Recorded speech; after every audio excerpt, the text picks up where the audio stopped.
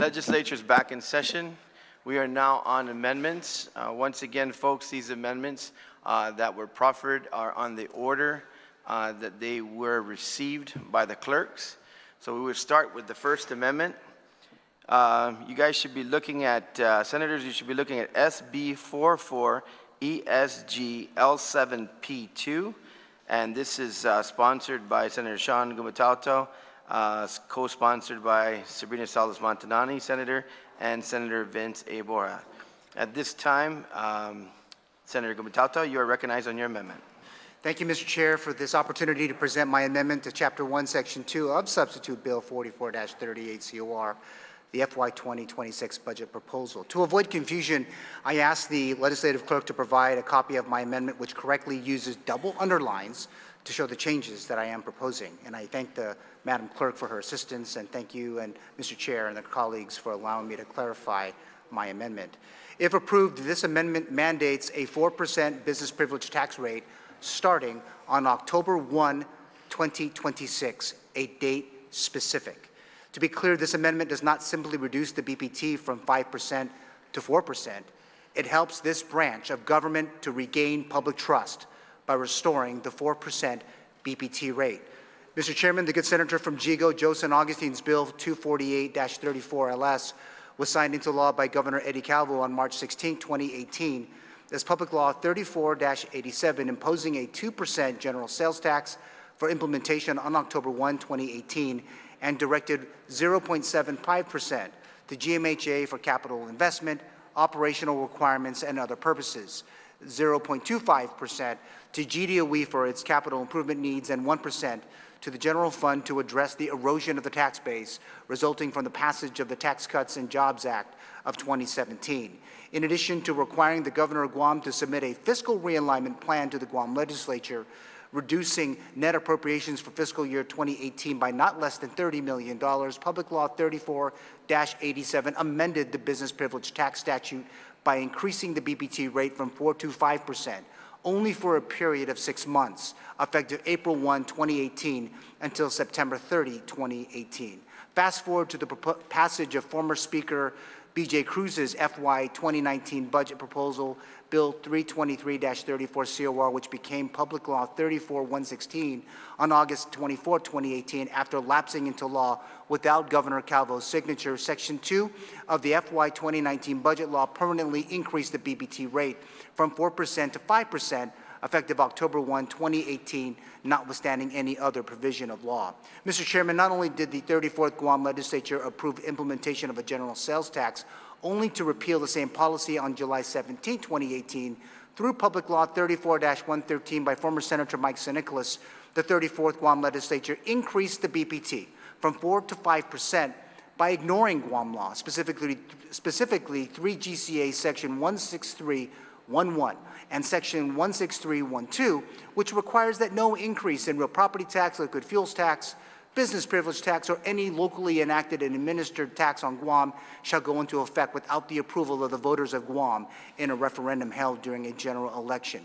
Mr. Chairman, at this moment in our island's history, let us show the people of Guam that we understand that while it was argued by senators at the time that a temporary BPT rate increase was necessary to cover the cost of government, the realities in 2025 are warning us with each new day to be more careful in our role as stewards of taxpayer dollars. With this amendment, Mr. Chair, the FY 2026 budget bill brings our island one step closer to truly prioritizing funding for public services in education, public safety, and healthcare, and Guam's economy. Mr. Chairman, we cannot and should not prioritize growing the government over helping Guam's struggling economy. Mr. Chair, as we are seeing all of our agencies like a GVB, that we're going to give them increases, but they have a role to play, Mr. Chair.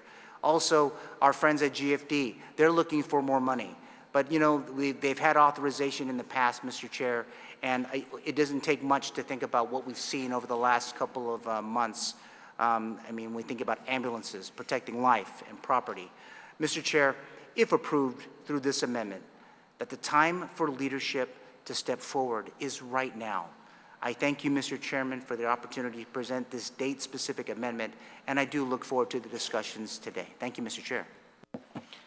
Si Zeus Masi, Senator Gumatauto. On the amendment, anyone wish to speak on the amendment? On the amendment, anyone wish to speak on the amendment? Senator Parkinson, you're recognized. Thank you, Mr. Chair. I just want to echo my sentiments at the folly of doing across-the-board tax cuts when we have such a disproportionate amount of our tax revenue at the highest levels. The top 1% make $6.7 billion in the revenues. It's less than 100 businesses.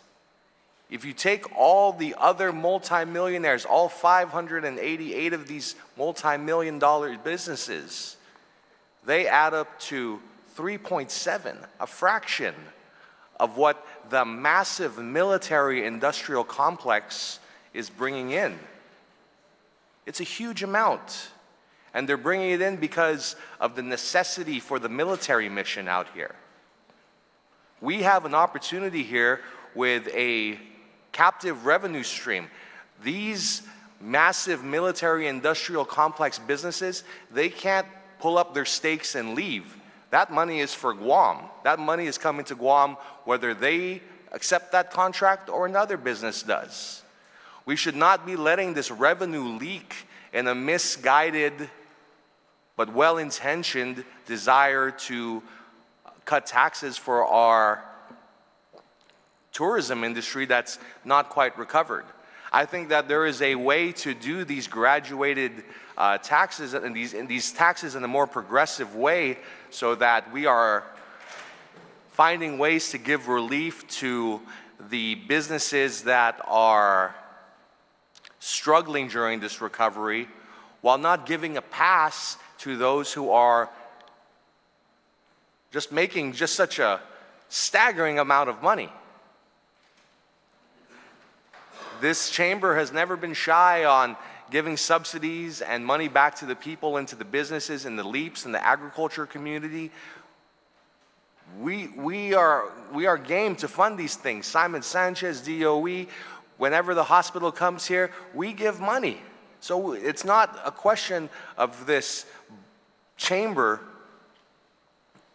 being unreasonable. It's just what I find unreasonable is less than 100 people are making $6.7 billion. And it's just such a staggering amount that everyone else is told to tighten their belt, but these folks can't tighten theirs? Make that make sense to me. And so I cannot support this amendment, not without some sort of revenue increase to offset it in some capacity. I do believe that it is incumbent on us to have a balanced approach to how we do these things. If we are going to take away from one place, we should make it up in some other place. We should consider raising taxes on the top 1%. Maybe we'll have the discussion later on, but without any offset, we are just giving money away.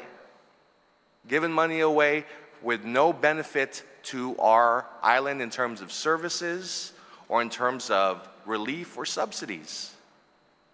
If we want to make sure that if we have extra revenues and we want to make sure that businesses struggling with tourism recovery get some help, we can do more LEAPs, we can do more power credits, we can do more agricultural subsidies, but not if we cut off our revenue source, not if we cut off this once-in-a-lifetime military buildup money. This money is not going to be here forever. While this money is flowing to Guam, we should take advantage of it. Raise the rates for these captive businesses, because there are going to be billions more in military spending coming to Guam. And we are putting ourselves at risk at not capturing that revenue. And it doesn't even help all that many people to do it. It's less than 100 people pocketing just an ungodly amount of money. So what are we talking about here? So I cannot support this amendment, and I urge my colleagues not to support this amendment. Thank you, Mr. Chair. Thank you, Senator Parkinson. On the amendment, anyone else wish to speak on the amendment? Senator Joseph Augustine, you're recognized on the amendment. Thank you, Mr. Chairman. I'm just like to ask if we can get legal advice if this is proper, the proper order, because we're talking about 2026, and if you want to talk about 27, then you have to put it somewhere else in the budget. May not be the proper place, and if we can get legal advice, and if this is allowed. Okay? Point of inquiry, Mr. Chair, just trying to figure out which amendment we're on, because I'm seeing two that's almost similar. So at the top, SB 44SEGLIP 2A? Yes, we are Okay. on the 2A, yeah. Okay. Are you asking to get a legal opinion? Yes. A legal guidance? So Yes, would you correct. like a recess for that? If we could, please. Sure, certainly. We are in recess.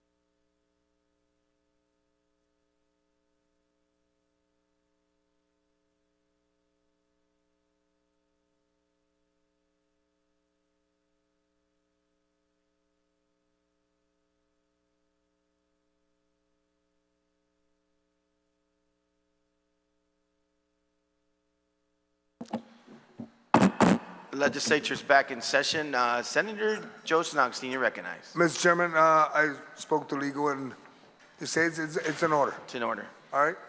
Thank you, Senator. On the amendment, anyone else wish to speak on the amendment? On the amendment, anybody else wish to speak on the amendment? Going once, going twice. Senator Barnett, you're recognized. Just want to see Mr. Chair for the opportunity to rise in opposition of the amendment. I think it's pretty clear that over the last couple of days we've heard about obligations. Our government has obligations to the people of Guam's tax refunds to the tune of some $18 million. Obligations to the rainy day fund, obligations to a new Department of Corrections, a new Guam Memorial Hospital, obligations to the Guam Department of Education, who in receiving their status quo budget is now going to have to figure out how to cut some $40 million.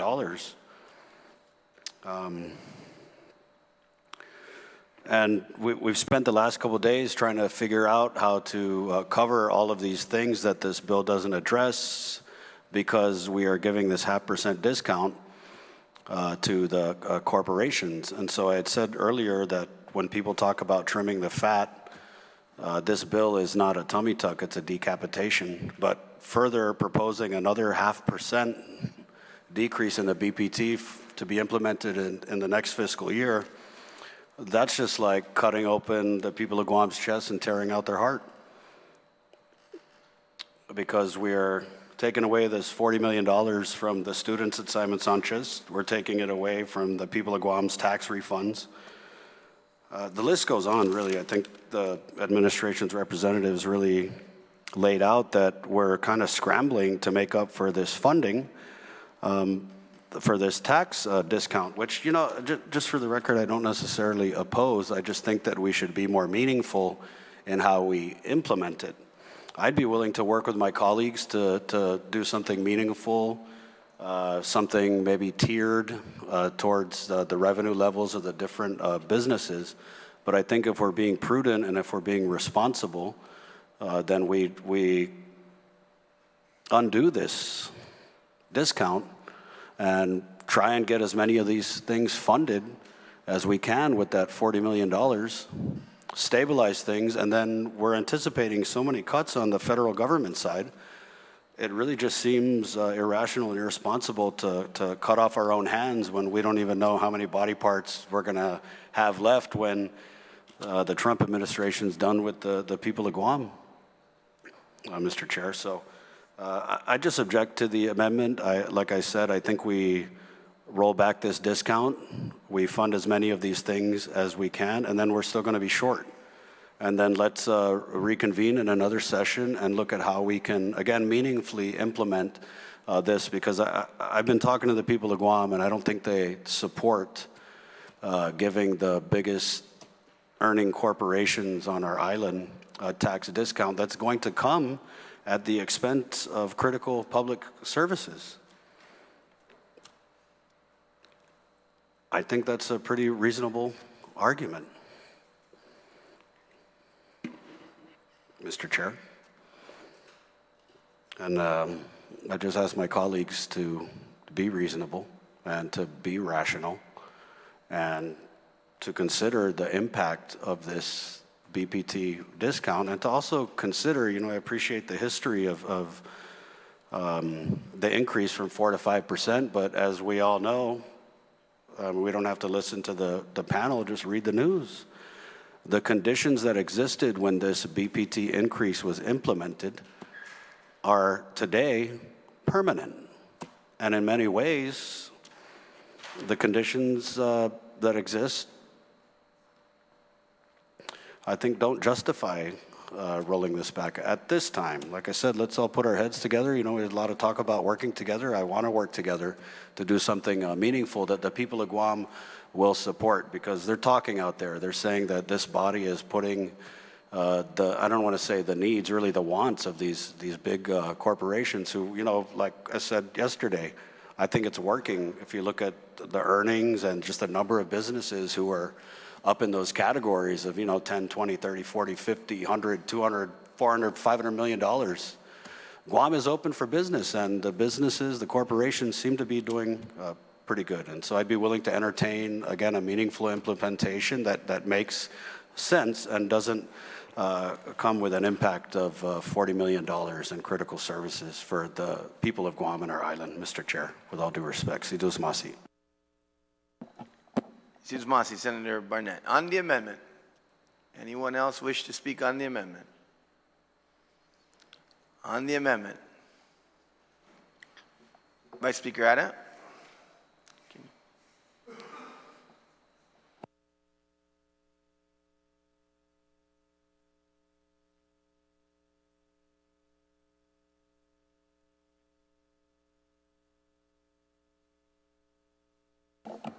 Chairman Duenas, you're recognized. Sidus Masi, Vice Speaker and Mr. Chair. So I want to thank the proffer of the amendment, and I want to just give a few remarks on why I support it. Mr. Chairman, I know this story has been told over and over again, so I won't belabor it, but I'll be clear to what I think and I believe was the promise of this body back in 2018 to ask the private sector to have to endure a BPT increase of 1% in order to bridge us into the future, being able to provide minimum government services. At that time, Governor Eddie Cavo also ensured that the government, as you heard from Lester Carlson today, did its part with the fiscal realignment plan. So it was a shared duty and responsibility. However, this was supposed to have sunsetted. Mr. Chair, I think one of the reasons why we have the problem we have today in trying to do this is because we didn't keep our promise. And now we've continued to grow the government, and we've continued to experience unprecedented tax resources coming into our government, but still our people have not seen nor have they experienced the results of that massive amount of tax revenue and increases of revenue. Unfortunately, this government has not been disciplined enough to tackle a lot of the key things that affect people's everyday life. Our public safety, our hospital, the schools still being in the conditions that they're in, the list goes on, roads. So many things that just haven't been done in a proper manner.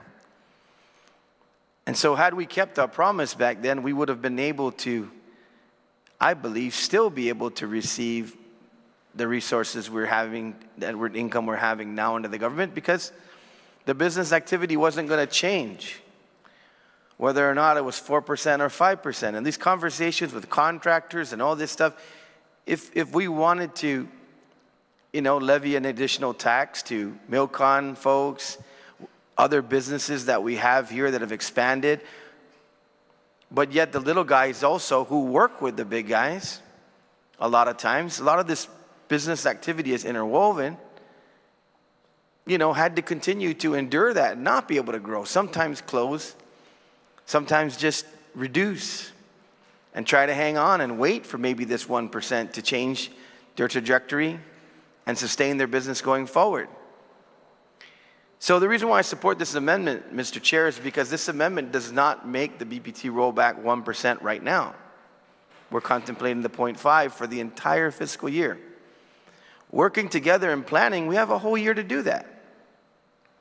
If we want to have the conversations about what should, the higher level businesses be, we can have those conversations. But right now, to group everybody together and and dangle the issue of, because some larger companies, who some believe, I guess, don't deserve the discount, which, look, you're getting 4, you want 5. It's not like you're getting 0. But that conversation can happen throughout this fiscal year.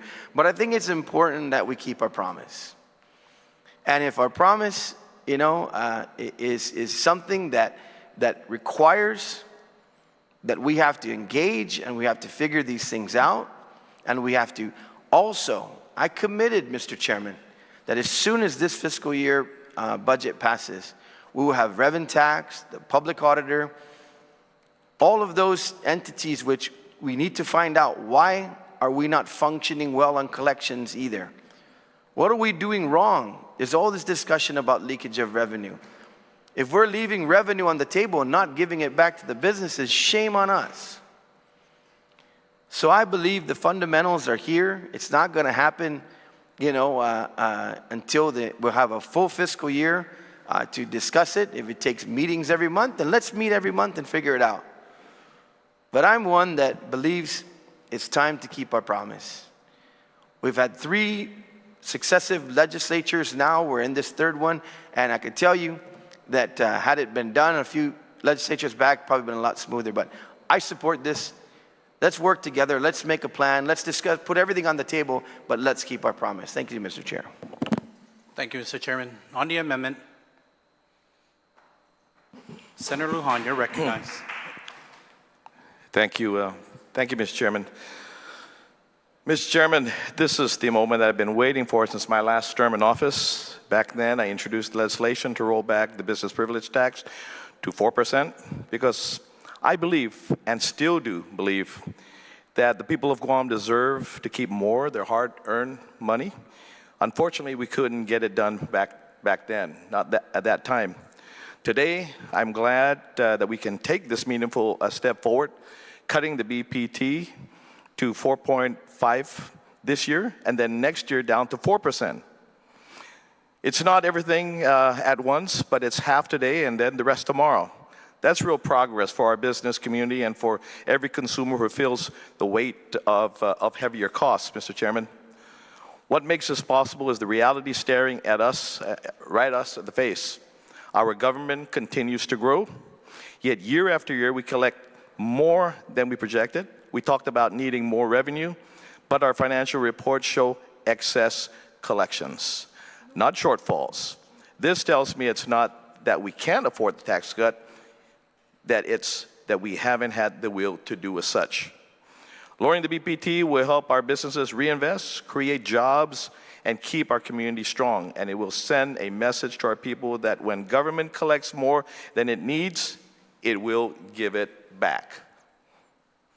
I supported this before, I support it now, and I will continue to fight for a fairer tax rate that respects our taxpayers, encourages growth, recognizes that government must live within its means. With that, Mr. Chairman, again, I support this amendment, and thank you. And finally, hallelujah, we are here.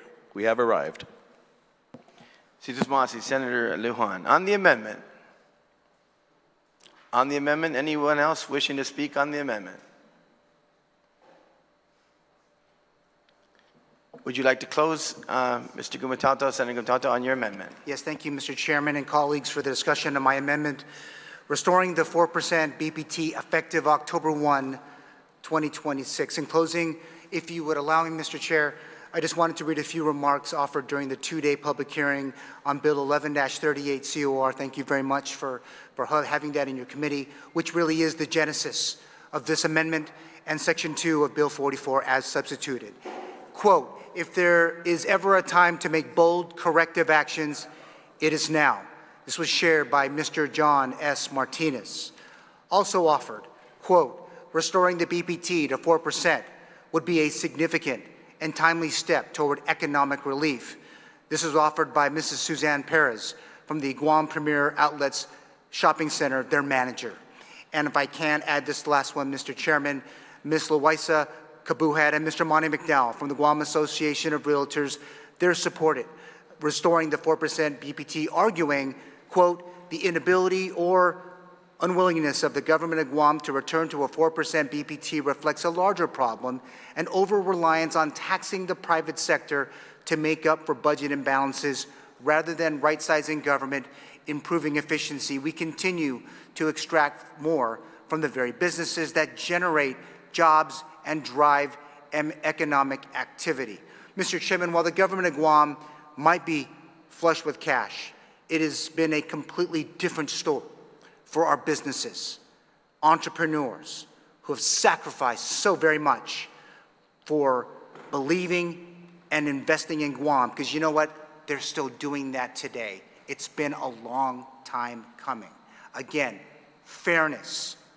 1,751 businesses who employ 77% of the entire workforce of Guam. People, Mr. Chairman, pay taxes, and these are all taxpayers. I thank everyone in advance, but thank you, Mr. Chairman, for this opportunity to offer these remarks, and I ask my colleagues for their support on this very important amendment. Thank you, Mr. Chair. Senator Gumatauto. So on the amendment, there was, I believe, 2 objections registered. So I'm going to call for the vote on the amendment. Mr. Chair? Yes, sir. Roll call. I heard 1. I need 3 for roll call. Roll call. I need 1 more for roll call. Roll call. We have 3 votes for roll call. Clerk, please take the roll.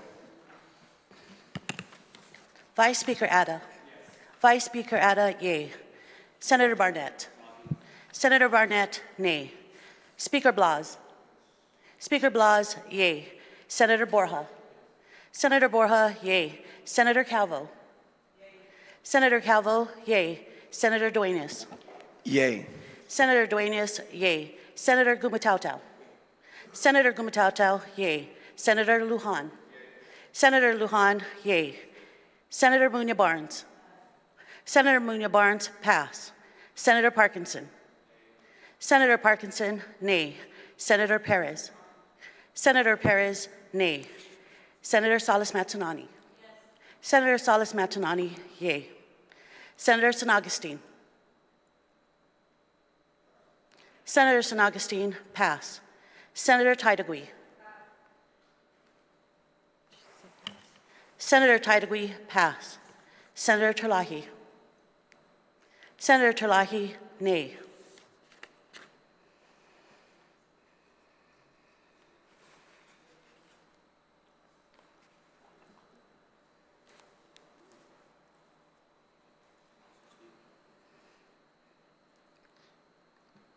Senator Munya Barnes. Senator Munya Barnes, pass.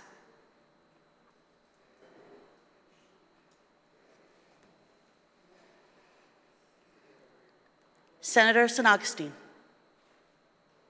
Senator San Augustine, nay.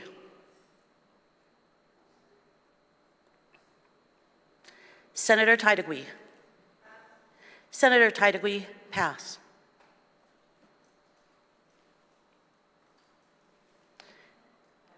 Senator Munya Barnes. Senator Munya Barnes, pass, nay.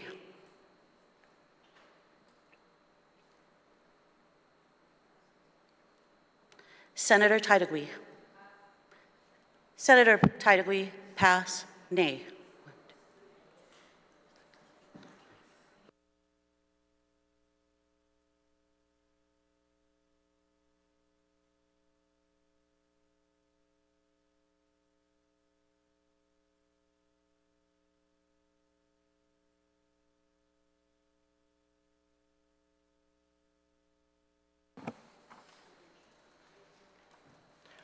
On the Gumatautau amendment, we have 8 yeas and 7 nays. Senator Gumatautau's amendment has been duly passed.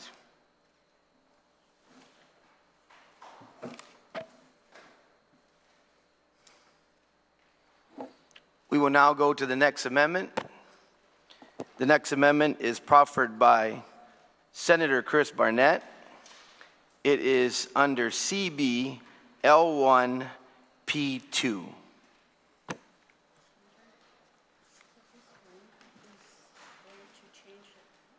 Yeah.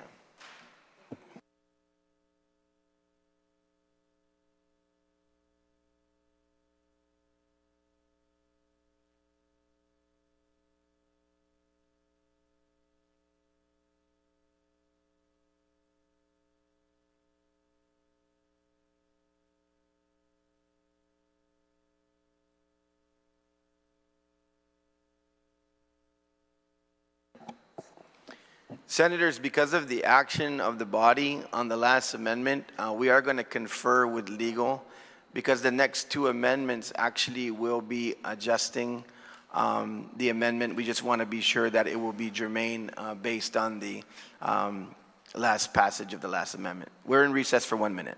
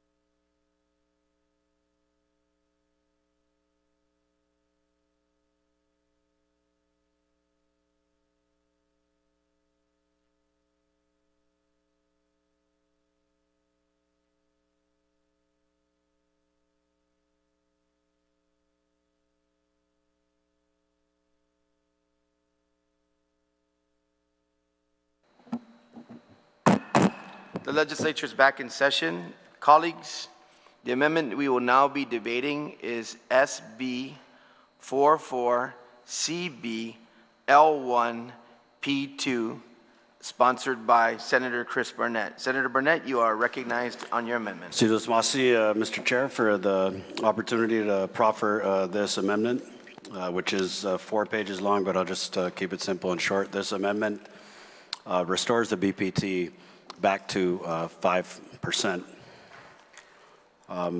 As I've said in my opening on the bill, I believe that this bill is a reverse Robin Hood in that it takes from some of the most poor, most vulnerable people on our island, public school students, as Simon Sanchez, patients on Medicaid, Medicare, hardworking people of Guam who deserve to get their tax refunds, who don't deserve to have their refunds defunded, who don't deserve to be in a situation where we appropriate less money for refunds so that we can give a tax discount to some of the wealthiest corporations on our island.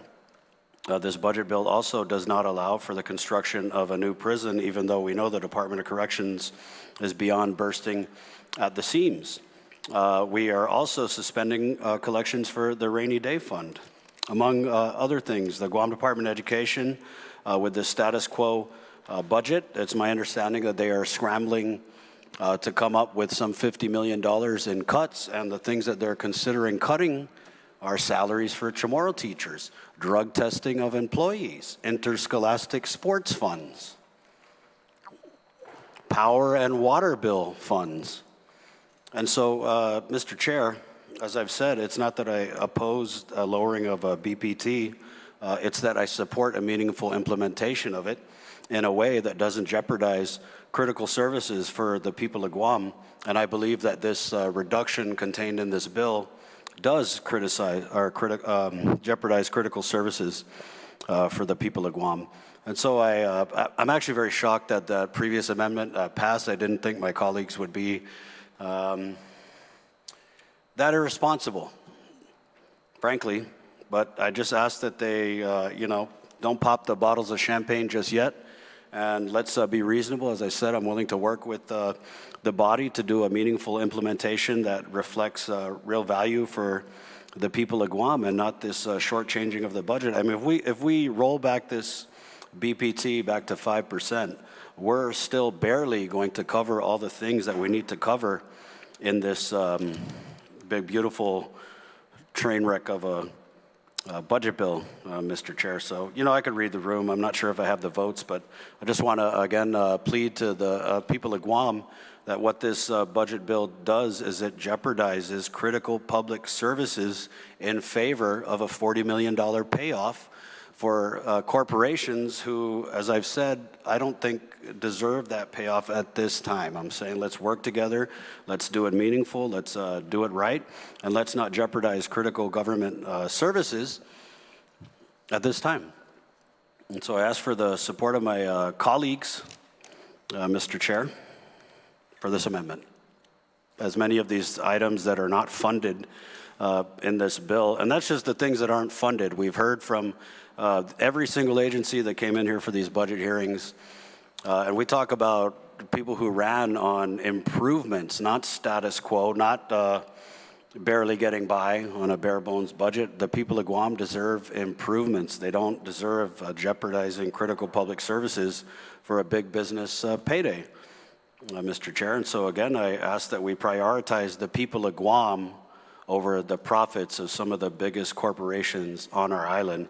And then let's go visit the BPT reduction conversation and the right sizing and downsizing of the government, Mr. Chair, which I believe that we can do as a body. I think we can look at, another early out. I think we can look at other ways to downsize the government. Of course, I think that we need to do that, but I don't think that we do it in this manner where we are, again, cutting off our own hands while the federal government is going to probably amputate both our legs in the next fiscal year. So let's be prudent, let's be responsible, and let's have a heart for the people of Guam, Mr. Chair.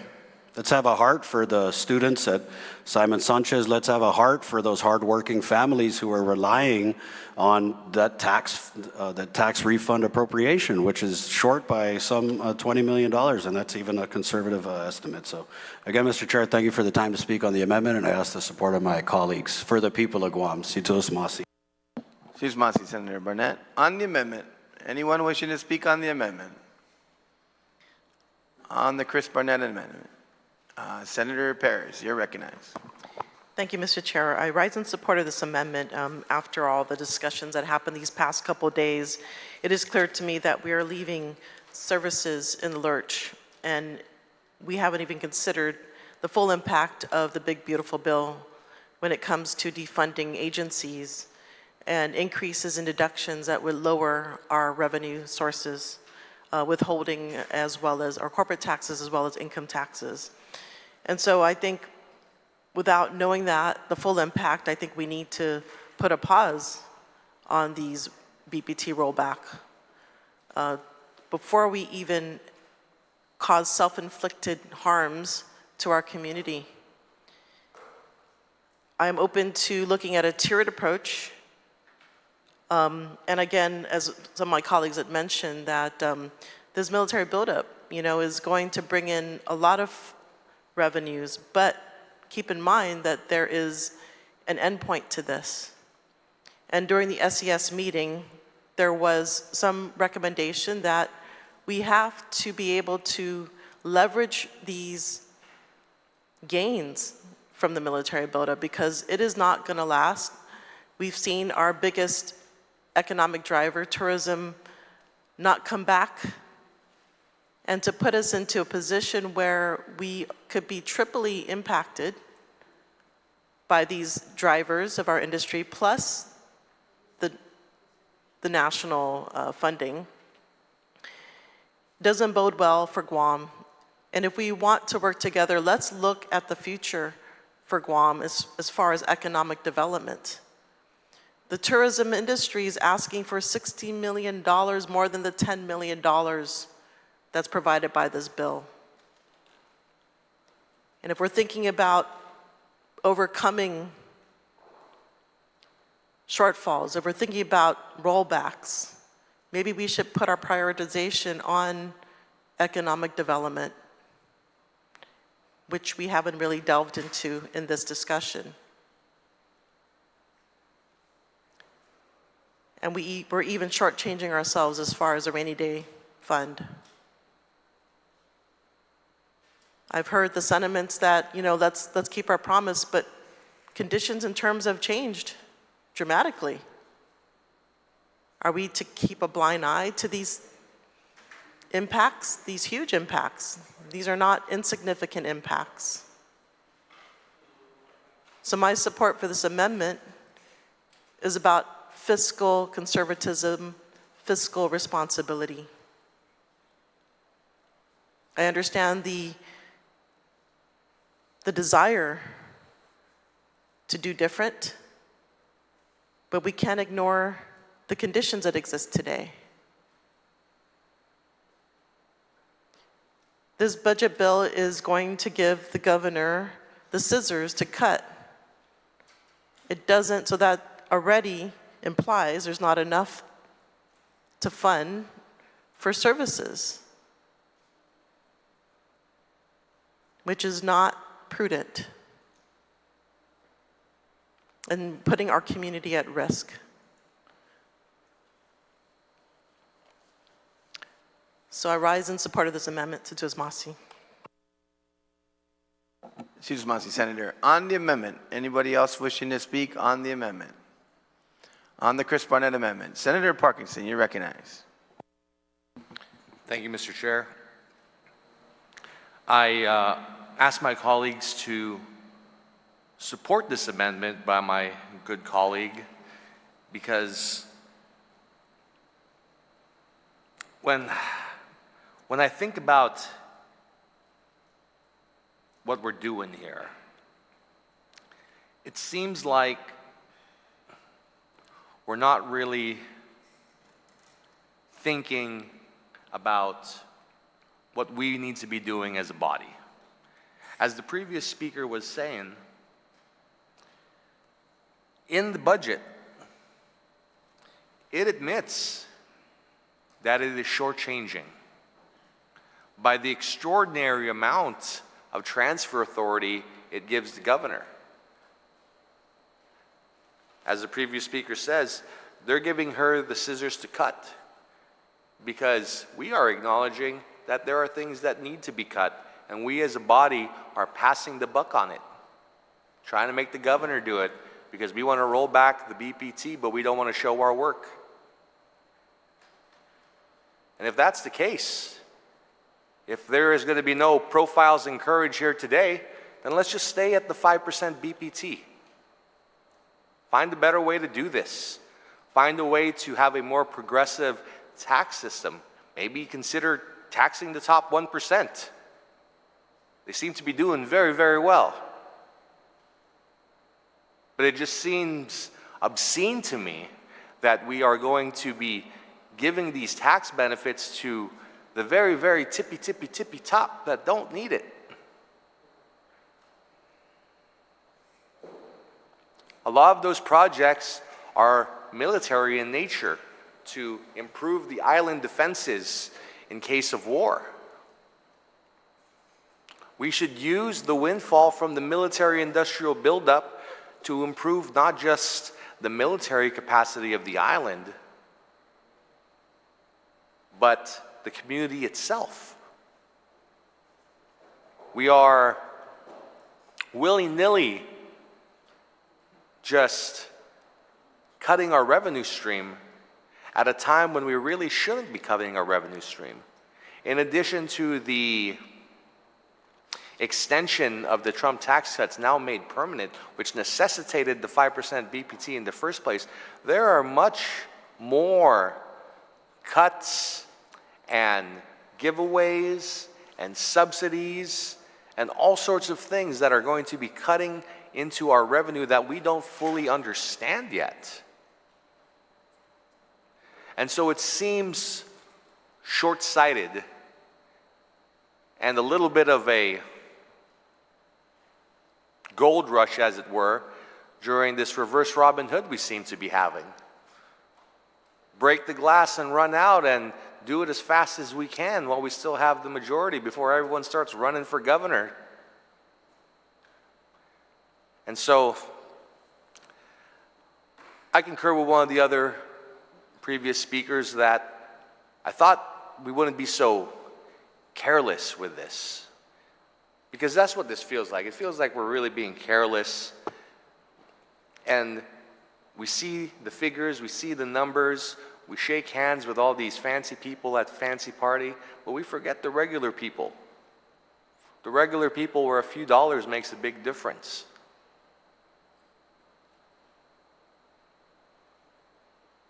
Grocery prices, very expensive. Rents, very expensive. Everything getting very, very expensive, being squeezed every which way. And if I truly believed in my heart that this would give relief to the people of Guam, I would be in for it. I've been part of the legislature that's being criticized for giving more than $150 million in power credits to people. So there's not a lack of appetite to help. It's just we want to make sure that the people that are receiving this help are the people that are going to be able to get the most out of it. And the people earning 20, 30, 40, 50, 60, 70, 80, 90, 100, 200, 300, 400, 500 million, all those people, just that bracket, starting at 20 million, account for 6.3%. And so I support this amendment, and thank you very much, Mr. Chair. Senator Parkinson. On the Senator Barnett amendment, are there anyone else wish to speak on the Senator Barnett amendment? Senator Barnett, Senator Chulai, you're recognized. Yes, there is, I agree with the sentiments that this blanket approach is a little irresponsible if we are going to take seriously the information that we were given over the past few weeks, the impacts of the congressional bills and laws and how they impact Guam. There's actually been no real work done to accommodate those agencies that are cut 100% in FY2026. Not in this bill, not anywhere that I've seen. And that's only the very tip of the iceberg that they've been able to determine. And they seem very clear that they expect a lot more cuts. They're waiting for federal agencies to tell them about it. And I don't think that we as a government, I mean, if we could do all of these things, of course, I'm for it. I never supported a tax increase before. I've argued for no tax increases for real property residential homeowners, to reduce the liquid fuel tax. But those are very, very pointed. They're not blanket. The blanket reduction for everybody, even when we have businesses that say they are thriving, businesses that say we are recovering very nicely, not while we can't fund our hospital, not while we can't build a new hospital. And so it's just one of those tough things.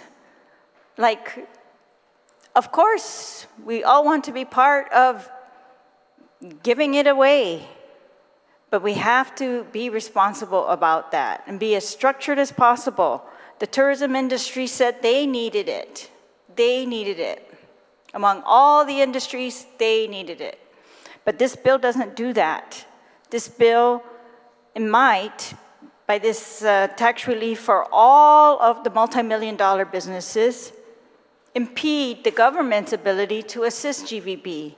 And GVB and GHRA and all those organizations that are arguing for government support are going to be faced with what the hospital is faced with. There's no money. There could have been money, but there is no money. And I think we can make this plan. I think that's why, that's just it. I just feel like the work has not been done to give this blanket without being more precise, using the scalpel instead of the chainsaw. But there is a way, and I'm hoping, we're going to come to some better compromise for the people of Guam, where we don't cut off the government's ability to do anything in FY2026. Any improvements. We're less than status quo at the hospital if we do this. I don't think any of the businesses want that. We're taking care of employees.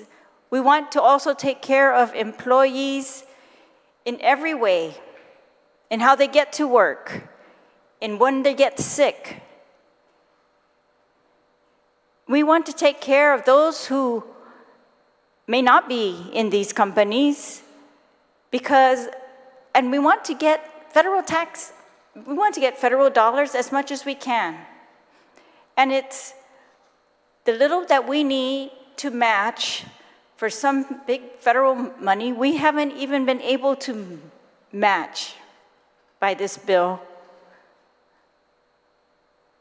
And I don't understand the logic of that or the economic responsibility of that. And so I just think, this is and the timing, it's like I think that last amendment passed because the argument was that there was a promise, and now this new legislature is going to keep a promise of some old legislature. That promise was repealed by another old legislature the year right after. The problem is we have so many promises to students, Senator, to sick people on Guam. For the people Yes. who are waiting for a new hospital, Senator, your time new is up. prison. You can enumerate on that. So and many many things. other Si opportunities. Masi. Tus Masi, Senator. Senator Barnett, would you like to close? I think that was, anyone else on the amendment? It's the last hand I saw go up. Oh, Senator, Speaker Blas, please proceed. Thank you, Mr. Chair. Mr. Chair, let me speak for the other group of employees that exist on this island. Those employees that no longer have a paycheck because businesses are closed. Those employees that didn't get pay raises over the last 5 years because the business couldn't afford to be able to make the necessary changes or improvements. Did we forget who we also represent in this body?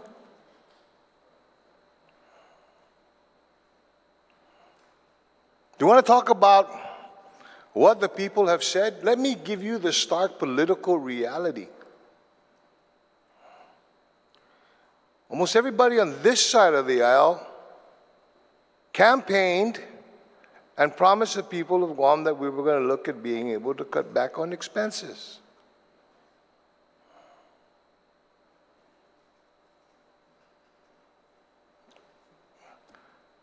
If there's any indication that that's what the people expected and wanted, it's in the numbers in here.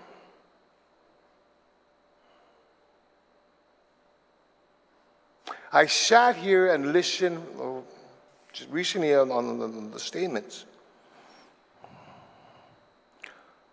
of why now? Why can't we do it now? Well, last night in the presentation, in the questioning that I had with the administration, they too themselves admitted that we had many opportunities over the last 5 years to be able to make the capital improvements, to be able to build the schools, to be able to do certain things.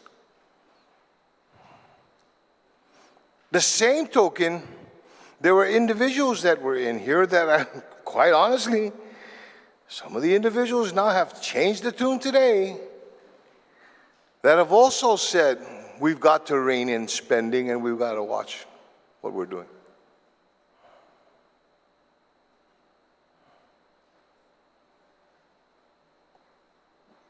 So if you want to call this the day of reckoning, we've grown this government to over $400 million in 4 fiscal years, almost $100 million a year. At the same time, we've collected in excess of $70 to $80 million a year. And then we want to tout that when we give them back the money, it's because we want to help. Why did we take the money to begin with?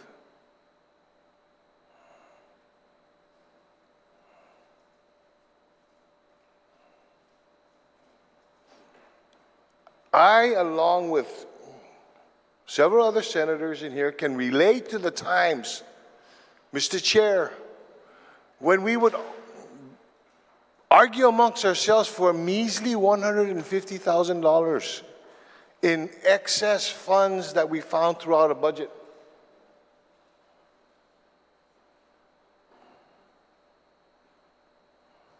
We would scratch our heads in being able to figure out how we're going to provide for the very, very basics. In a government that's not as huge as it is today. And well, in some cases it was, but we still managed.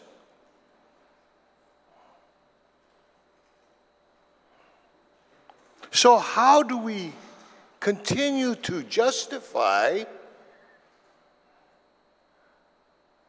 not reining in the spending? How do we continue to justify getting more from the people? You know, one of the discussions, and I'm going to say it again, we were worried about the 5% or 4%. I saw one presentation here that's going to raise it up to 6%. Thank you, Mr. okay. Speaker. I'm done. Thank you very much. Fairness. We're going to have, I'm sure we're going to have a lot of amendments where you can expand on that. Thank you, Mr. Speaker. Any other senators on the amendment, on the Chris Barnett amendment? On the Chris Barnett amendment, Vice Speaker Atta, you're recognized. Thank you, Mr. Chair.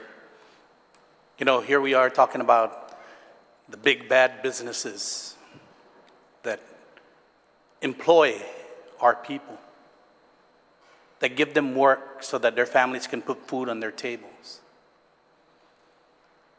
We talk about shortages. We talk about capital improvement and what we didn't or assume that we're not covering. Over the many years that this legislature and this government had excess revenues in the tens of millions of dollars, they did not look to say, let's start putting away more in the rainy day fund. Let's start putting more for capital improvement. Let's start fixing this. Let's pay the vendors.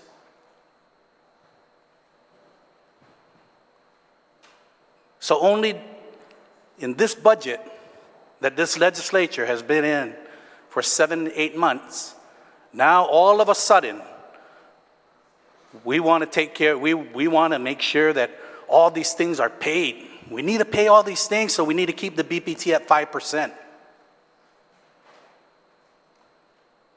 But all the time that this government was flush with cash, that had the ability to do what needed to get done, it didn't do it.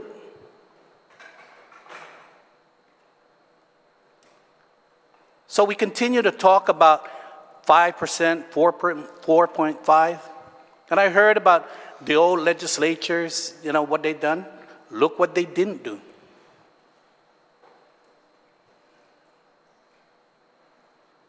It's unfortunate that that's our thought today. Because maybe if we hold our government more accountable in ensuring that we collect the revenues that's due to our people, plug the leakages, there's 138 million, you heard it today, 138 million uncollected. What has this body done in the past legislatures to ensure that those revenues were collected?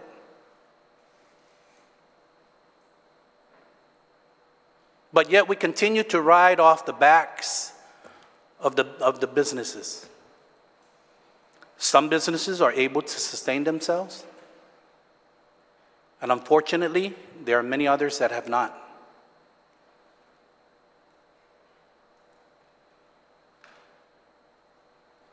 I think this tiered down from 5 to 4.5 and eventually to 4 is the prudent thing to do at this time.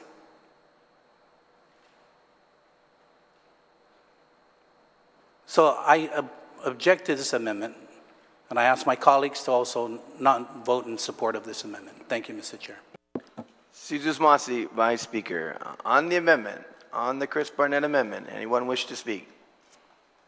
Senator Guåhan, you're recognized. Thank you, Mr. Chairman. Mr. Chairman, it's a sad day when we have to demonize a segment of our community that I'm sure most of us on the way home, or later on we go to dinner, we're going to be patronizing these restaurants, stores. We may want to buy a new car or whatever. Yet there are demons in here. When we look at the government and what the government needs, we always look to, let's raise the taxes, raise the taxes. It was said earlier that we should be looking at economic resiliency and prosperity. I got to remind this body that 2 sessions ago, this Republican majority voted on 2 bills that thought out of the box, that looked at government impediments, that stifled government self-sufficiency.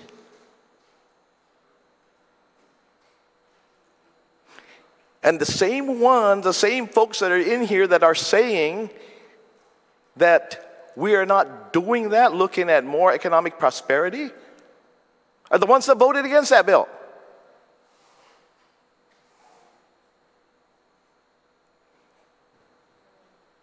The big impediment of the airport was the 5-year lease. Who the hell is going to come and put millions of dollars to invest in 5 years? We have a beautiful plan in the Port Authority, the Capital Improvement Plan. When the hell is this government going to build it out? It's got no money. There's a government contract, a federal government contract that's going to rebuild the glass breakwater. Is that coming from government of Guam? Heck no, it's not. But you know what? We worked something out with the private sector because they needed to use property, just to use it for 5 years. They're going to build the infrastructure there. The government at first said, oh, no, corruption. We said, hold it. So we approached them and said, hey, can you rethink this? Can we do a dollar for dollar offset for that property down there? We're not giving you a discount. It's just a dollar for dollar offset. And the infrastructure that you build there, when you leave, can you just leave it there? Because this will be part of our port improvement plan, capital improvement plan. Same ones where the cruise ships come in. When are we going to improve that? Who's going to do that? Who's going to help us do that? The big, bad business dudes.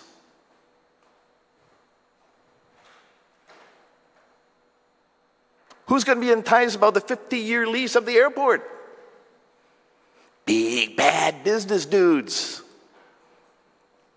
Are they going to create jobs? Absolutely. High-paying jobs. So when you say that we're not doing the work to have economic prosperity, look at yourselves because you voted against it.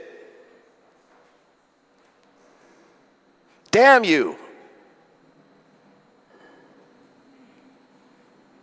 So don't say that this body has not done its job, because it has.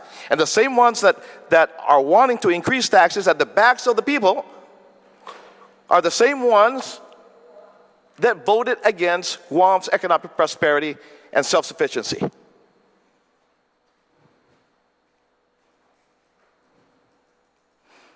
Thank you, Republican majority. Thank God we got the majority in this legislature.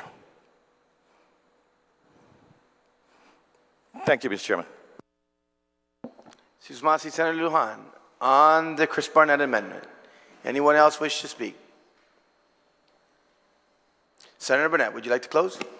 Susmasi, Mr. Chair, and again, thank you to the people of Guam for watching. As you know, we convene for dinner. Maybe people on their way home going to stop and eat at a restaurant, like my good colleague from Tamuning said. The chances are that restaurant that they stop to eat at will already be enjoying a reduced business privilege tax rate. The narrative of this BPT discount has always been about assisting the struggling businesses, and those struggling small businesses have already been assisted by a reduced rate of 3%.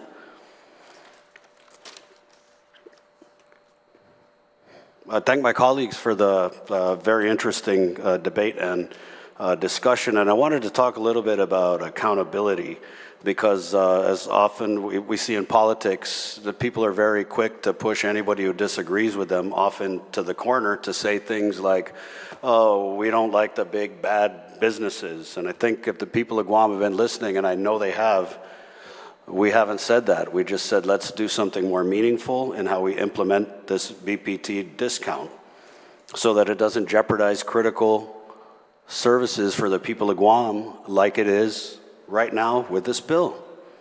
So let's talk about accountability, because some of my colleagues seem to think that because I don't support jeopardizing critical public services, that somehow I've changed my tune and now I support the raises being given out by the governor, which is absolutely ludicrous. And I just have to remind the body that it's our responsibility to ensure that she spends the money we appropriate correctly. So when we want to talk about holding people accountable, and we want to talk about looking in the mirror, look nigh in the mirror. And what have you done to hold this administration accountable? You had like 1.5 oversight hearings in this term. You did nothing to give us more transparency and accountability on that $1 billion healthcare complex in Magaʹhågan. When these raises were given, not a peep from this majority.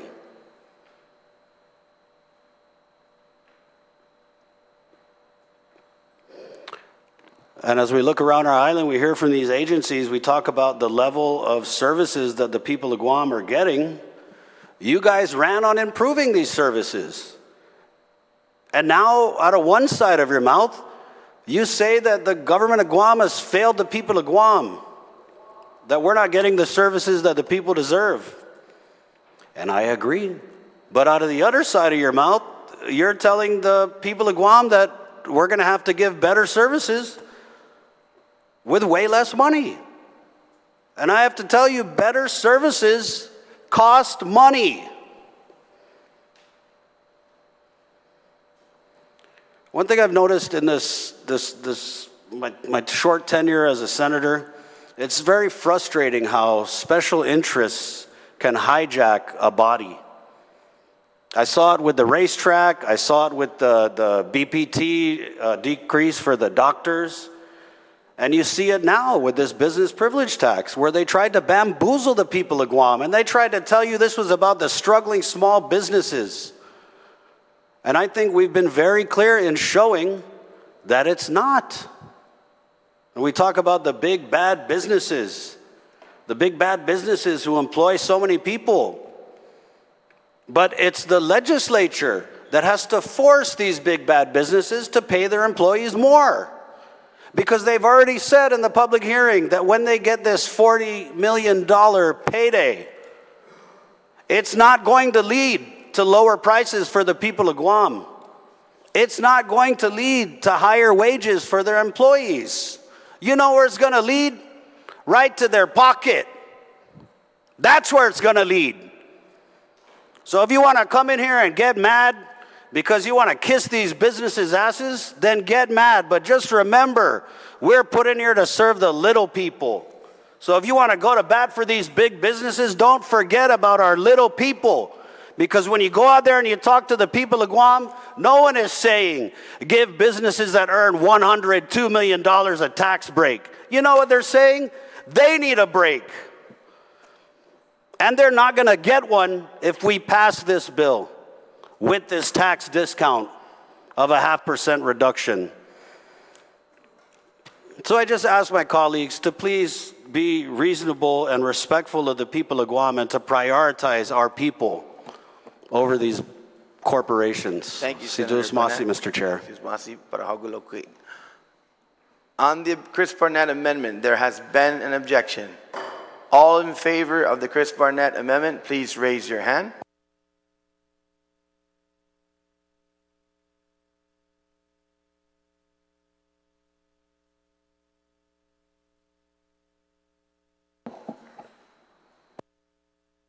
You want a roll call? Is there 3 calls for roll call? There's 2. Is there another call for roll call?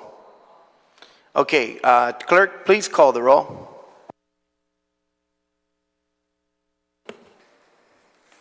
Vice Speaker Atta. Vice Speaker Atta, nay. Senator Barnett. Senator Barnett, yea. Speaker Blas. Speaker Blas, nay. Senator Borja. Senator Borja, nay. Senator Calvo. Senator Calvo, pass. Senator Dueñas. Nay. Senator Dueñas, nay. Senator Gumatao. Nay. Senator Gumatao, nay. Senator Lujan. Senator Lujan, nay. Senator Muñoz Barnes. Senator Muñoz Barnes, pass. Senator Parkinson. Senator Parkinson, yay. Senator Perez. Senator Perez, yay. Senator Salas Matanani. Senator Salas Matanani, nay. Senator San Agustin. Senator San Agustin, pass. Senator Titagui. Senator Titagui, pass. Senator Terlahi. Senator Terlahi, yay.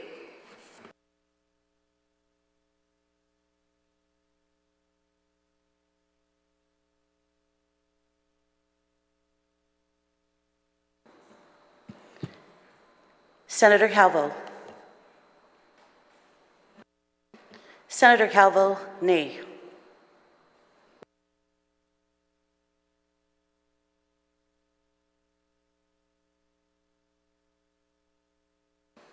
Senator Muñoz Barnes. Senator Muñoz Barnes, pass.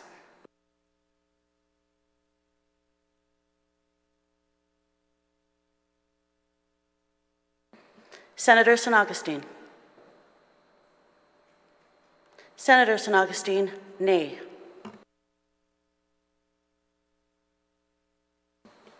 Senator Titagui. Senator Titagui, pass.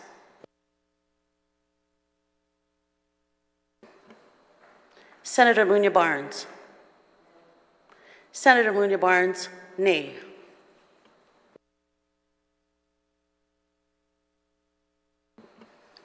Senator Titagui. Senator Titagui, pass, nay.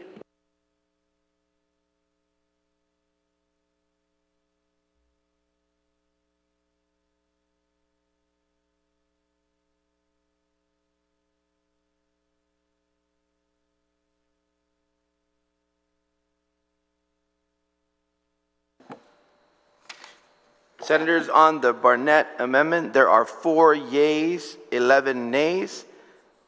The amendment has failed passage in this body. Mr. Chair, I rise to a point of inquiry. Please state your point of inquiry. In a previous measure before the body, we voted on a business privilege tax decrease for clinics, and one of the members had risen and cited a conflict because of, I believe, family businesses. So at this time, Mr. Chair, I would like to ask my colleagues to disclose if they will benefit directly or their families will benefit directly from this rollback of the business privilege tax, Mr. Chair. I think the people of Guam deserve to know who raised their hand in support of this and who stands to benefit off of this discount, Mr. Chair. Now, I know the rules say that members can rise and cite their conflict when it comes to voting, but I just want to say in the previous session, we had members in here speaking in support of a bill all the way till it came time to vote, and then they conflicted out. So there's nothing in the rules that prevents the members from disclosing on the floor to the people of Guam any conflict of interest and any benefit, any gain, any riches that they will make by voting in support of a BPT discount, Mr. Chair. And so I just ask again on behalf of the people of Guam that the members of this body, if they have any conflicts or they stand to benefit from what they just voted on, that they disclose that truthfully in front of the people of Guam, Mr. Chair. Sidus Masi. I'm going to take a 1-minute recess. I'm going to talk with legal on how to do that. There has been no member to rise with regard to that. So let me see what that procedure is. Maybe a simple question from myself, but I would like to confer with legal just to make sure I'm doing it right. We're in recess.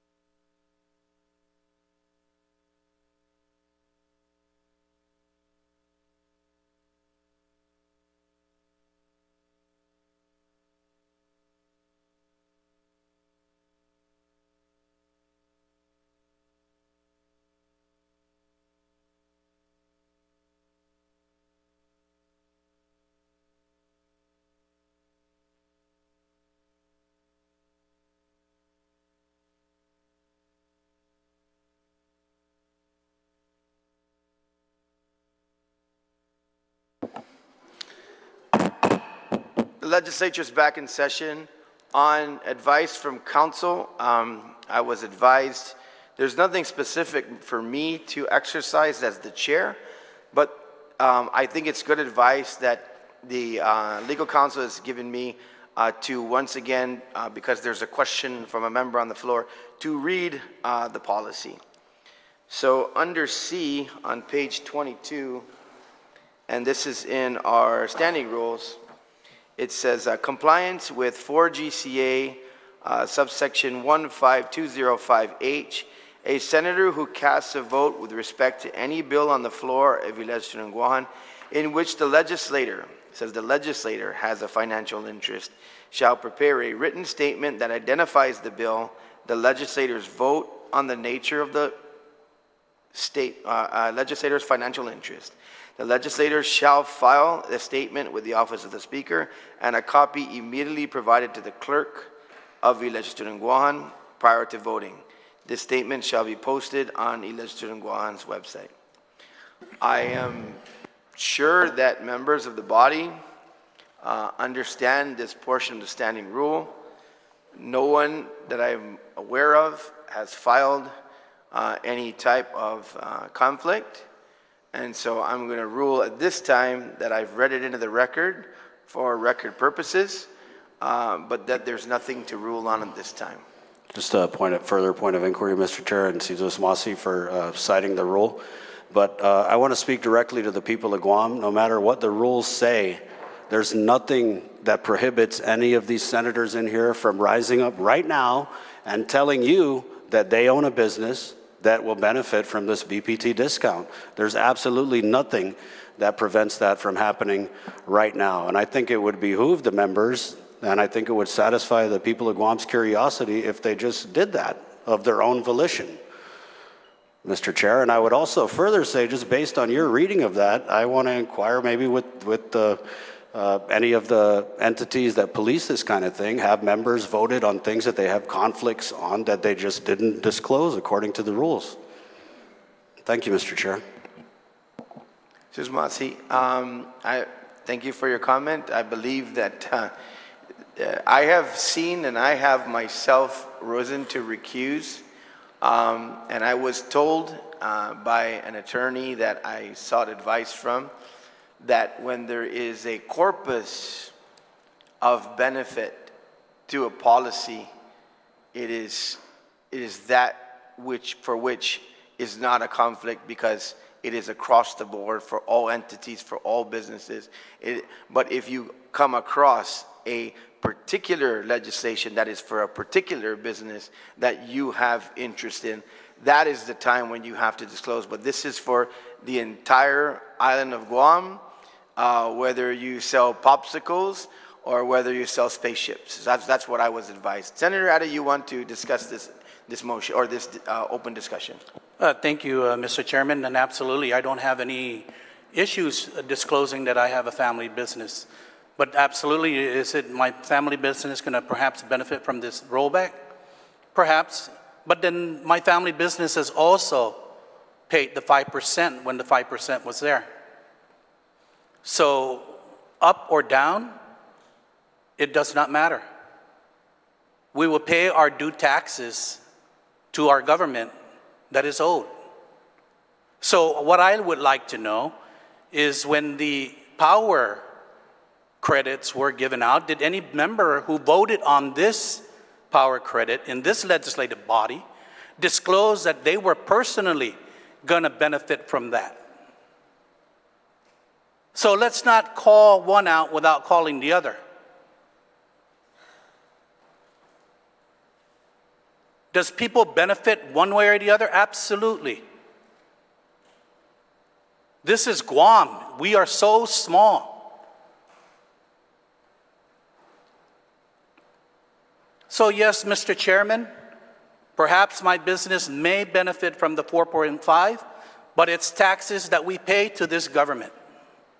Just like when it went to 5%, we paid the same taxes to this government.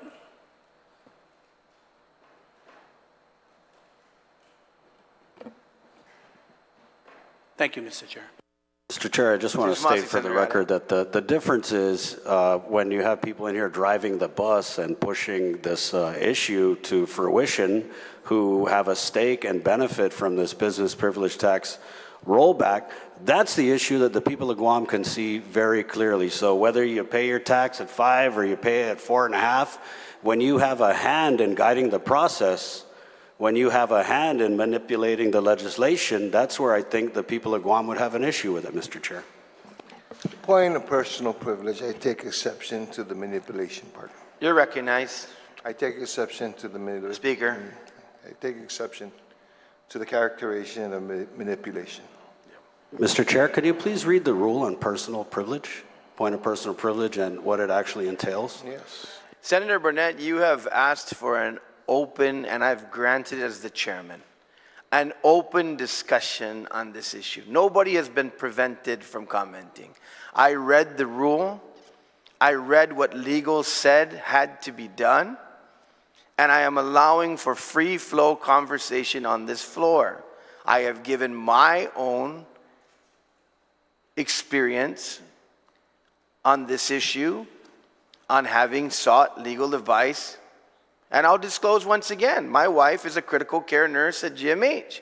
I was voting for pay raises for GMH personnel, and I was told if they were giving your wife a raise and nobody else, damn right, you better recuse. But if all the nurses at GMH are getting a raise, well, doggone it, you're entitled to vote for that because you're voting for everybody to get a pay raise. It's for all of them, not just for her. So that's where I sought the legal advice, and that's where I got the advice that if the corpus of entities are benefiting and you're not directly benefiting as an individual, I won't name businesses, but like I said, if you have a popsicle stand or you sell spaceships, the bottom line is that you're going to get the same benefit. So, but the rule that I have had, and I've given the liberty, Senator, since you've brought the issue up, for an open discussion. And the open discussion also is if these senators want to disclose. And I believe I don't ask them to have to say it, but I believe that also what was been represented, that when they got raised, they paid it. So they're not supposed to avail of a benefit when it's reduced. And the other thing is I think for the rest, it's like they understand probably what I've stated, that legal review in this past on this issue has been, unless it directly benefits you, isolated to you, you're doggone right, you better disclose that. But if attorney firms or insurance companies or whatever else, everybody, those are all businesses, whatever area it is. But yeah, if it's specific to a business, I would say you better check your attorney. Mr. Chair, can I, if I can, Section 687, Procedure and Committee of the Whole on Mason's Legislative Manual, it says, number 1, except for the greater leeway offered for debate and discussion, the procedure in Committee of the Whole is subject to the same rules of the House. The rules of the House should be observed so far as they are applicable. Mr. Chair, we just acted on an amendment which had a vote and it did not move forward. Mr. Chair, I ask, can we please proceed with the proceedings and move on to the next amendment? Thank you, Mr. Chair. Understood, and I respect that. I guess I've been following my speaker's lead. He's been very liberal on open discussion. He started the session that way, and maybe we've gone a little outside of Mason's just to let the air get cleared and make sure that. Understood, Mr. Chair. Understood. We are now proceeding. Thank you, Senator Gumentauto. I will now move to the next amendment. I'm going to take a brief recess. I need somebody to buy me some new glasses. I'm using the one with one arm. We're in recess.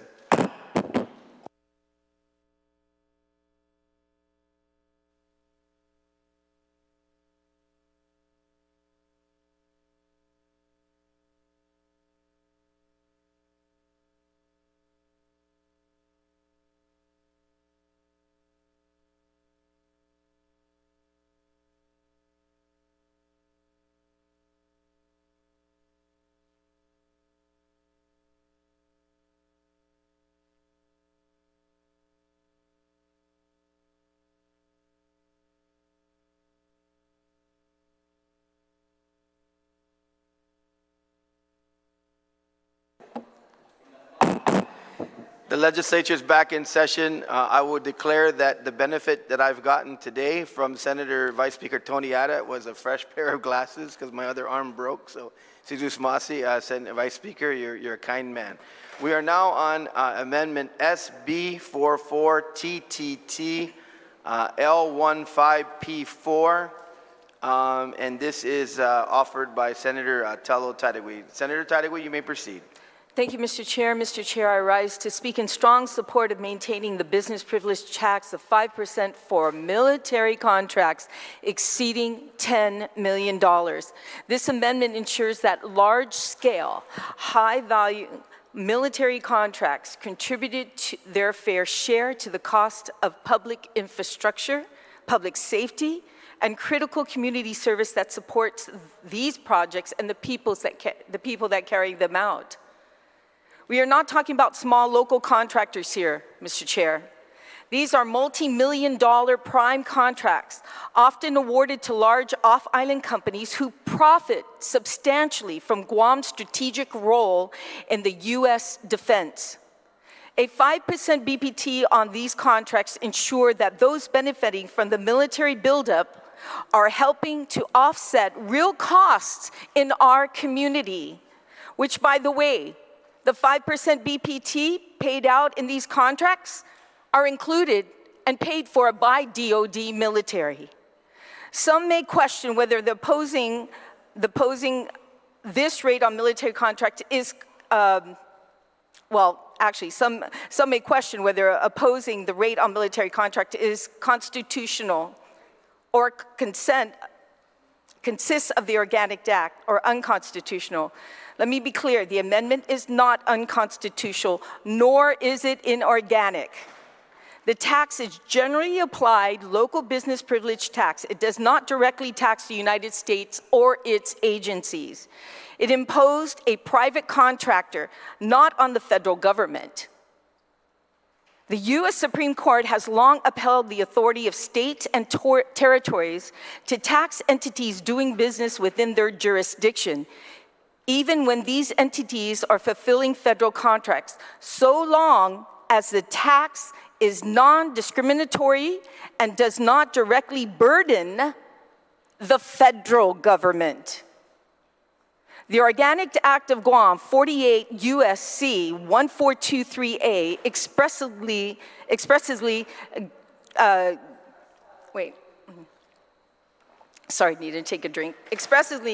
grants the legislature the power to impose and collect taxes on persons and businesses operating in the territory. Let me repeat that again. 48 U.S.C. Organic Act of Guam expressively grants the legislature the power to impose and collect taxes on persons and businesses operating within the territory. This is a neutral tax, triggered by contract size, not by identity of contractor or consumer. It applies equally to any qualifying contract, regardless of origin or performing work in Guam, as long as it's a military contract. Mr. Chair, James versus Darvo, Contracting Company 302 U.S. 1341 on 1937 upheld a state gross receipts tax on contractor performing federal work. Alabama versus King and Boozer, 314 U.S. 1, 1941, allowed a state sales tax to be applied to purchases made by a contractor on federal projects. United States versus Mexico, 45 U.S. 720, 1982, reaffirmed the private contractors doing federal work are not immune from generally applicable state taxes. A reduction of 5% to 4% may seem small, but the impact on our general fund is massive. This military buildup is going to end in 8 years. We're going to lose this opportunity for revenue. Let me give you some examples of awards that have been awarded on this military contract. $297 million to Global Pacific Designer Build LLC. $295 million Defense Sister Command Center. Pacific Award, 2025. Military Enhancement, Anderson, 2024, $176 million. These contracts are huge. You're looking at, if we consider the full scope of upcoming military projects, the total annual loss could easily exceed, $10 million. Thank you, Senator. On the amendment, appreciate your opening. On the amendment, on the Telo-Taitigui amendment, is there any member of the body that would like to speak? Senator Talai, you are recognized. Yes, I just want to thank the author for this amendment. It highlights something for our discussion today, and that is we were supposed to benefit from the buildup in taxes. That was part of the calculations that were made. That was part of the EIS that was done. That was part of the promises that were made. And so if we're able to do this, then I think we should do this because the buildup has brought great benefits to us when our tourism has been down, most especially. However, it has also, as is recognized in all of their studies in black and white, it's brought a great impact to our hospitals, to our roads, to our infrastructure. And all of these, together with the BPT that Guam would have received from the increased construction activity, was supposed to help to mitigate any adverse impacts and turn those into positive impacts. So, I mean, we still hear today about the housing shortage that is impacted by DOD without any plans on their part to rectify that. Some discussions, but no actual plans. And this is a way for the government of Guam, again, to provide, improve, as what we expected during the buildup, that the quality of life for the people of Guam are going to improve. And the only way that's going to happen is a combination of private businesses and the government providing services. We can't take away from one of that equation and expect that the quality of life on Guam is going to improve. That's what the studies said. And I think that is a promise that was made to the people of Guam. Usmasi, Senator Talai. On the amendment, on the Telo-Taitigui amendment, anyone wish to speak? Senator Parkinson, you recognize. Thank you, Mr. Chair. I appreciate the proffer of this amendment because it cuts to one of the themes of what I've been talking about on this floor, that there is a subset of our economy that is doing very, very, very well. Part of the benefits of the military buildup is supposed to be this increased tax revenue from all these military contracts coming in for the defense of Guam. And so we really need to remember that we are in a tale of two economies. On the one hand, we have a struggling tourism economy that needs some help. Regular people who are struggling to put the basics on the table, struggling with housing, struggling with health care. But on the other hand, we have a very, very prosperous military-industrial complex that is doing very, very well on Guam. One of my colleagues mentioned that from the 500,000 level and up, there are something like 1,777 businesses. 1,777 businesses. The top 1% of 20,000 businesses, it's about 92 businesses, account for $6.3 billion of our BPT revenue. Compared to all the other multimillionaires combined, account for half of that. It's just such a stark and huge number that we are leaving so much military tax revenue uncollected because we are throwing the baby out with the bathwater. I am looking at some of the charts here for some of these. There are 28 businesses that are earning 20 to 25 million in revenues a year. 8 businesses in 25 to 30. 6 businesses in the 30 to 35 range. 9 businesses in the 35 to 40 range. 3 businesses in the 40 to 45 range. 5 businesses at 45 to 50. 5 businesses at 50 to 55. 11 businesses at 55 million to 100 million. 11 businesses. And then at the 100 million to 200 million dollar level, we have 11 businesses.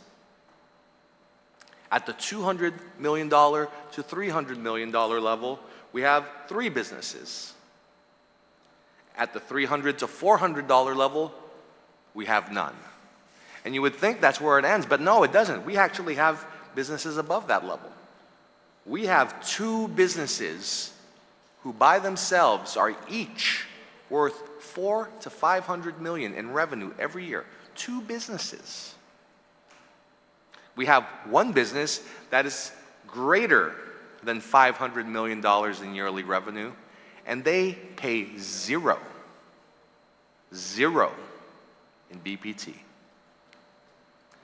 And so, even with this reduction from 5% to 4%, the majority of this benefit will overwhelmingly go to the top 1%. If the goal is to give relief to the most number of people, the greatest good for the greatest number of people, this is not it. This is not it. So the people of Guam out there, don't be fooled that we're doing this to support the struggling businesses, because we are not. We are taking a hatchet to a process that requires a scalpel and calling it responsibility. And that's not right. So I rise in support of this amendment. I actually don't think the amendment goes far enough, but at this point I will take what I can get, and I thank the profferer of this amendment for recognizing the fiscal reality of our economy and not to be giving a free haircut to businesses, to corporations that truly do not need it. Let them pay their fair share for the privilege of working on Guam. Their enterprises put a target on Guam's back, and we should be collecting a premium on that. With that, I yield the rest of my time. Thank you. Excuse my seat, Senator Parkinson. On the Taitagwe Amendment, Senator Perez. Thank you, Mr. Chair. I appreciate the proffer of this amendment. I support it. When you think about the military buildup, it has huge impacts to our community, from PFAS contamination of our waters, from the raising of thousands of acres of our indigenous forests and the habitat that it supports. And not to mention the defunding of EPA, Guam EPA, the defunding of SHPO. These 2 regulatory agencies had the burden of overseeing the buildup, and now they're being defunded. I think it only makes sense to refund them or provide funding for them with this amendment. Yeah, again, there's so much huge impacts, and not to mention housing. You know, we have a huge housing problem that is made more problematic with the buildup. And so we can utilize this funding to support our local people, I think we could do good with this amendment. And just keep in mind there is an endpoint. And more than likely, these large corporations may not be hanging around on Guam. And so we're talking about, you know, the inability to sustain the funding from these large corporations. And so I think it should be looked at differently and treated differently so that we can leverage the gains. Dr. Roseanne Jones even mentioned that in the SCS meeting, that we know there's an endpoint and we need to make sure that whatever gains we get from the military buildup, that we can leverage those gains to create a more sustained economy on Guam. And then this is one opportunity that we can do this. I thank the prof for this amendment who was able to recite different rulings to support it. And so I stand in support, and I ask for my colleagues for their consideration and support of this amendment. Tsutsumasi. Tsutsumasi. Senator Perez, on the Taitigui Amendment, anyone else wish to speak? On the Taitigui Amendment, Senator Barnett. Mr. Chair, I rise in support of the amendment, and this is what I meant when I talked about meaningful implementation of a business privilege tax strategy. I know I talked with the proffer of the amendment a little bit offline, and I'm very glad that in her opening on it, she was able to dispel a lot of the myths associated with this targeted taxing of these military contractors, which I agree with this. There's a lot of revenue coming into Guam. And when you read about some of these awards, you know, we're talking about awards of, you know, $500, $600, $700, $800 million. And you just kind of shudder to think that this is not going to last forever, and we absolutely need to capitalize on these revenues for the people of Guam. And I appreciate the work of the author of this amendment, because as we've seen in the lead up to this budget session, you know, we have colleagues talking about how much they want to trim the fat and cut. And then the fact remains that if you look at this bill, what they're doing is they're saying they want to cut, but then they're throwing the scissors over to the governor to let her do it. And I'm pretty sure that's because, you know, I don't know how many of you guys in here running for governor next year want to be holding a pair of scissors during an election year. So I definitely support the amendment, and I again pray to Santa Maria Kamalin that some common sense instead of Kemlin sense will come into the members of this body and support this very strategic and targeted amendment that I believe should signify hopefully collaboration between all the members of the body and working on implementing BPT strategies that truly benefit the people of Guam and really reflect a targeted approach to assist the businesses that are really struggling. Tsutsumasi, Mr. Chair. Tsutsumasi, Senator Barnett. On the Taitigui Amendment, anyone else wish to speak on the Taitigui Amendment? Senator Taitigui, you're welcome to close on your amendment. Thank you, Mr. Chair. This amendment is about fiscal responsibility, fairness, and legal soundness. The Organic Act of Guam grants us this taxing power, my colleagues. And the courts have upheld it time and time. Again, cutting the rates now would be short-sighted and would directly harm our ability to fund critical areas. Mr. Chair, road repairs. When's the last time we were able to fund road repairs? It's only been $500,000 when it cost us $1.8 million per mile for a road. Simon Sanchez is going to cost us $16 million, $12 million for tax reductions. A new hospital, my colleagues. Anybody thinking about that? How much that's going to cost us yearly for almost $1 billion? I've been told it will cost us almost $60 to $7 million mortgage to the government of Guam yearly.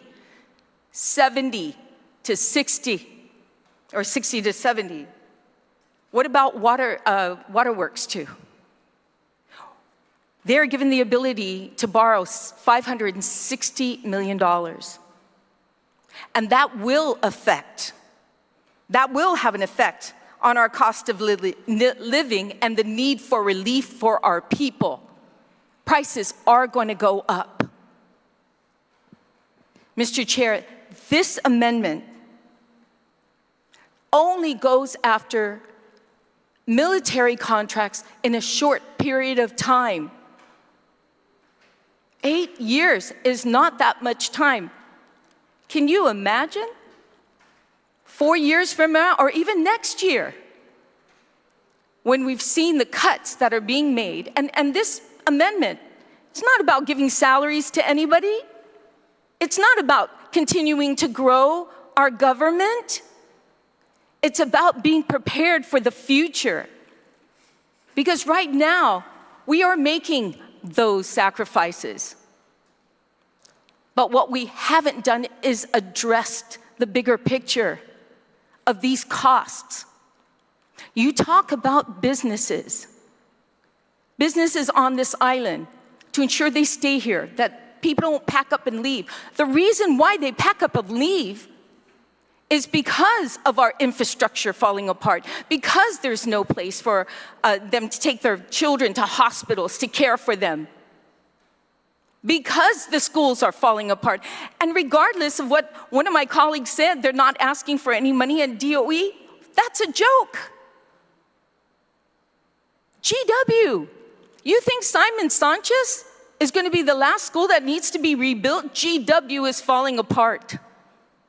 That's going to be the next school. And where are we going to find the funding for that? There are a lot of issues in front of us, and we need to be able to address that. The privilege to do business on this island for a military buildup that puts us, and some people say harm's way or a target, is bad enough. Why are we letting them get away with this when how many times we've had to tell them, no, it does affect our culture. No, you will jeopardize infrastructure. Did anybody see the video that's on social media? What's happening downtown down in Tumon at night at the clubs? The fights that are going down there? Because of what? We've got some military personnel who's not getting along with our locals. And what we need is more security, public safety. This is scary for a lot of us. The military is going to bring in 13,000 more people to this island. And it will make an impact on our infrastructure. And yes, some of these families in the military, I know because my father was in the military, we went to public schools. We didn't go on base to go to school. My father wanted to make sure we were part of the community. And that's going to happen too. Thank you, Senator Tadigue. So I ask my colleagues, please support this important legislation that's going to take care of a lot of our problems. Thank you, Senator Thank you, Mr. Chair. On the Tadigue amendment, are there any objections? There has been an objection. Roll call. All in favor? Roll call. Okay. And I ask that the other two members be present for the vote, please. Roll call, and we are standing in recess for 1 moment.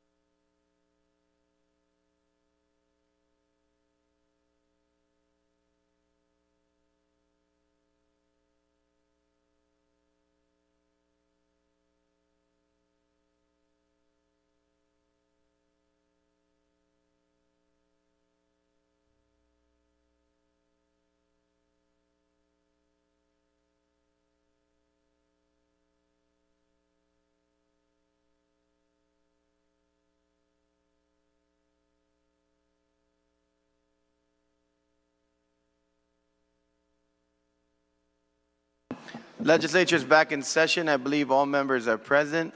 Please take your seats and we will call the roll.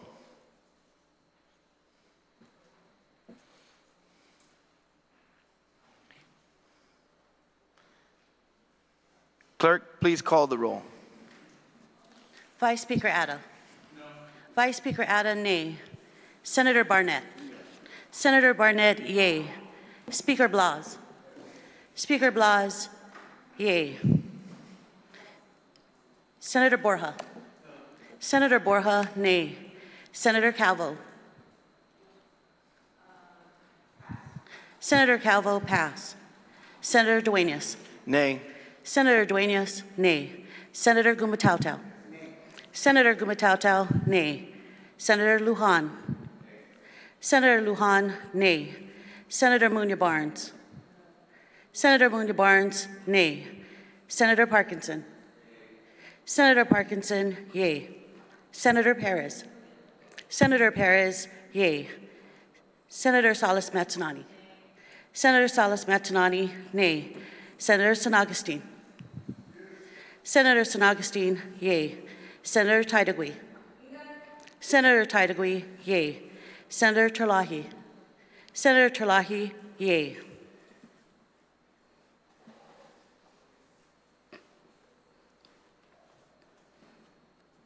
Senator Calvo. Senator Calvo, nay.